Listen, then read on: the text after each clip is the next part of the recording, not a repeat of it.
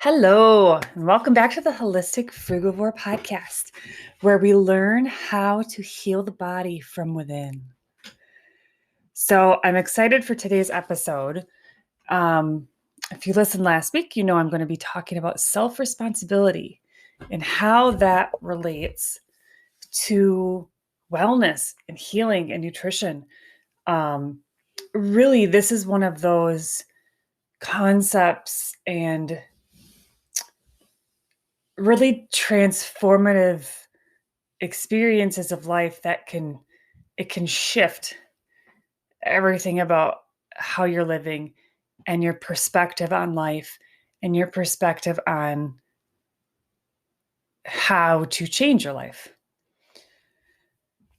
So one of the biggest things I've learned over the last couple years, or really even over the last 6 months or so, is this fully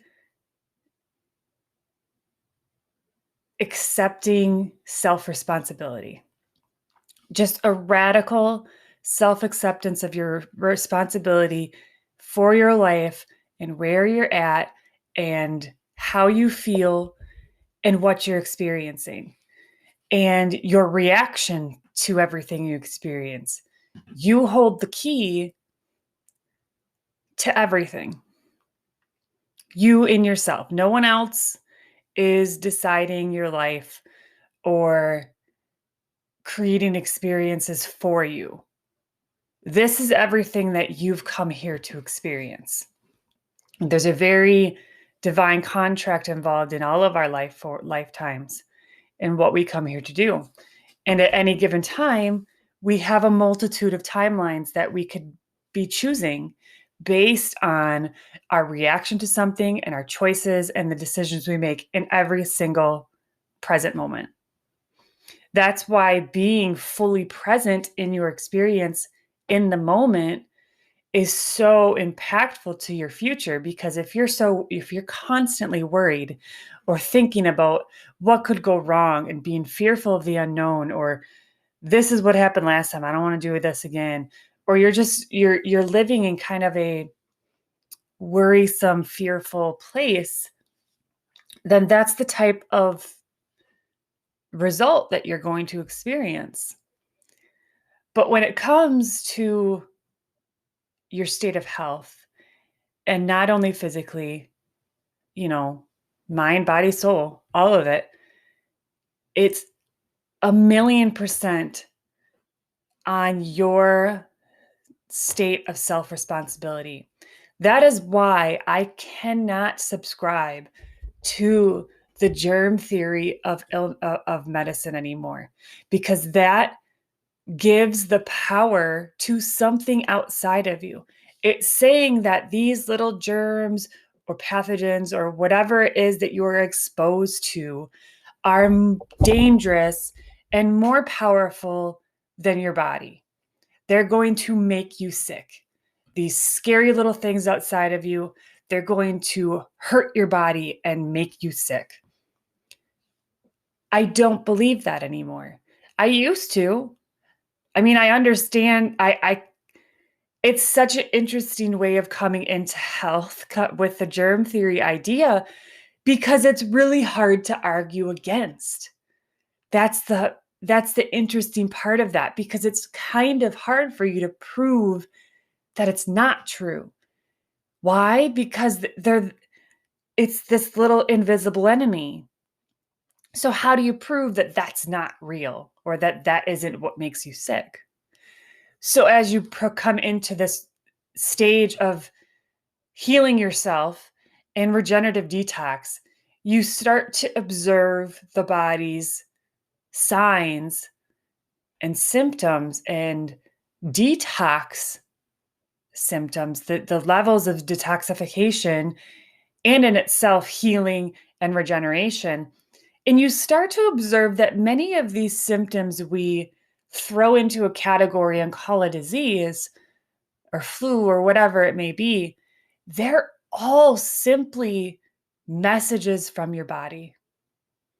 It's messages of your body telling you that it's hurting, it's suffering, it needs to eliminate what's inside of it. It's eliminating foods that are harmful to you. It's eliminating heavy metals that shouldn't be put inside of you.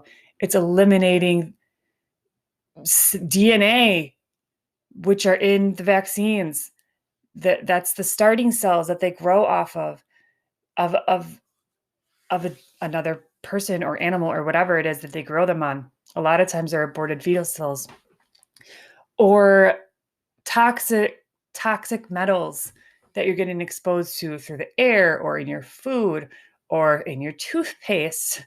Fluoride is something that builds up in your body so bad because our bodies aren't efficient at eliminating it. And it builds up and it calcifies your pineal gland.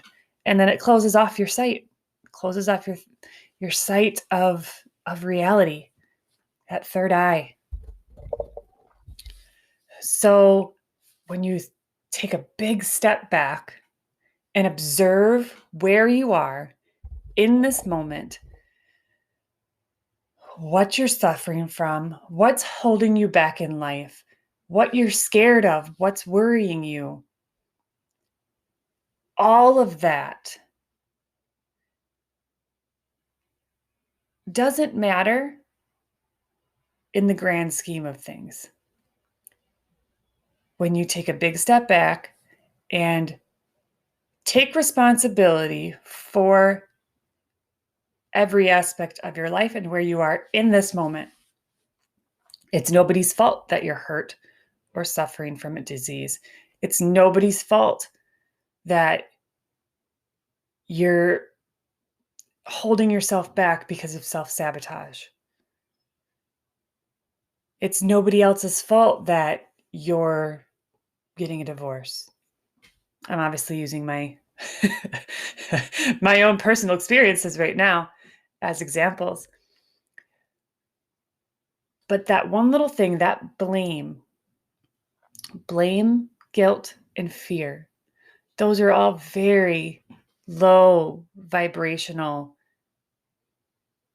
thought forms or states of being. And when we continue to use blame, guilt, and fear to justify our decisions or not choosing a certain thing or not going a certain route, or by taking all of these medications because it's easier than taking the self-responsibility for where you're at, and that you ultimately are the one who's responsible for fixing and healing and transforming where you're at into a better place. No one can make that happen for you.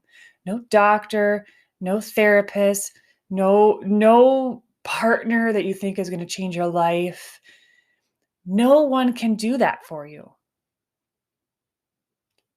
And it's so true that everything you think, feel, will manifest.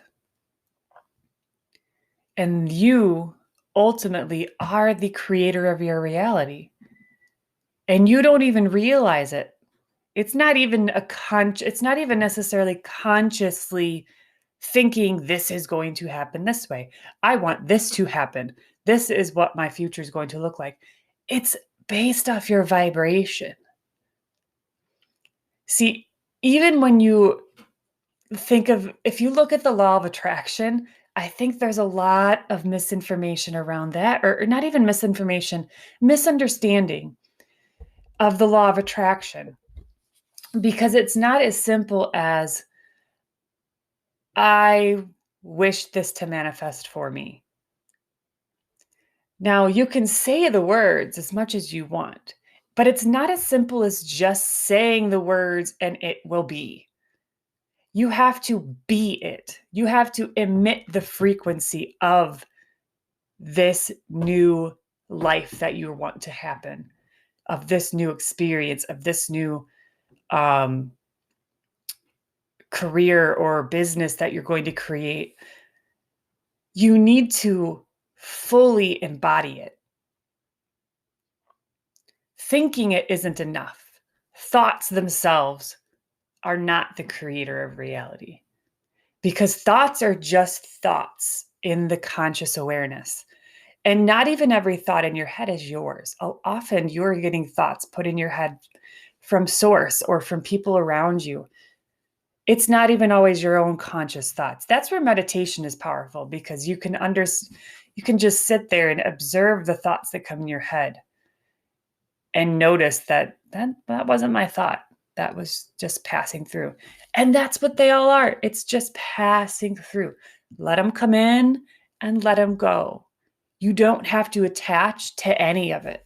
Just because it's a thought that pops in your head, it doesn't mean that it is a part of you. And it doesn't have to be a part of you. You can just let it go. If it doesn't resonate, let it go. And that is how you really transform and shift your present moment in order to create a more powerful future that is built off of your frequency and your entire shifting reality. Every time you take a step toward healing yourself, every time you take a step of self-responsibility, taking on full responsibility for where you're at, taking full responsibility for actions you've made, the reactions you've had, your traumas, your wounding. Sure, there are often traumas and wounds that are acts of somebody else that made you feel a certain way or have brought you into a very self-sabotaging state or fearful or whatever it may be. Those are traumas that have happened to you, and they're the acts of another person. But once you take responsibility for the healing of those traumas and let go of the person who hurt you, let go of any of the emotional attachments to that situation, and allow it to dissolve out of your body, that will shift your energy. Because as we understand the chakras, from my first season, we went through each of the chakras and talked about what traumas affect those energy centers. As you heal through those and let them go, that self-responsibility will drastically shift your vibration. And with each time you do that, with each wound, with each trauma, with each act of self-responsibility, it shifts your frequency. And it ultimately shifts your reality and allowing you to create something new, something just a little bit better, something just a little bit more aligned with a higher vibration of your future. So each little change shifts your timeline.